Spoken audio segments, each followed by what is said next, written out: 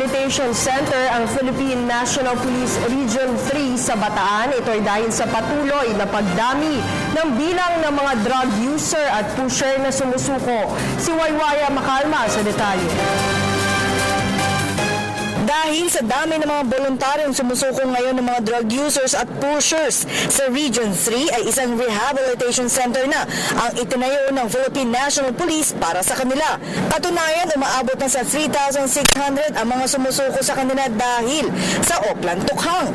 Sa buong Bataan lamang ay inabot sa 600 ang voluntaryong sumuko sa lokal na pamahalaan at pulis.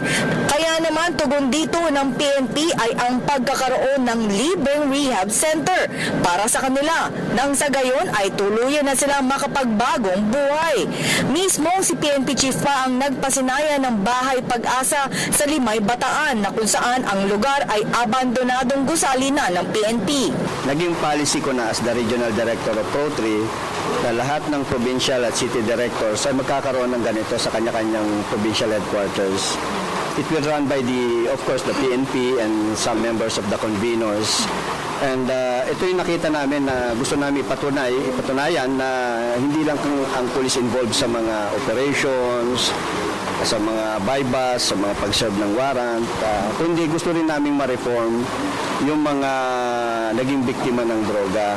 Para kay PNP Chief Ronald De La Rosa, isang patunay lang ito na maganda ang resulta kapag ang lahat ay nagtutulungan na maging maayos ang isang komunidad. Ibig sabihin po, talagang tumalab sa kanila yung ating kampanya. And I would like to congratulate not only RDPRO3, kundi yung mga LGUs natin. Sila po yung ating talagang tagabanat doon sa baba. Lalong-lalo na po, hindi ko po na-emphasize kanina yung role ng mga barangay captain. Kasi sabi ni Presidente, yung ating administration, ang pinaka-cutting edge natin dito is yung barangay captain. Sila talaga may alam. Hindi ako naniniwala na itong mayroong barangay captain dyan na blind sa drug problem ng kanyang barangay. Para sa Telebisyon ng Bayan, ako si Waywaya Makalma.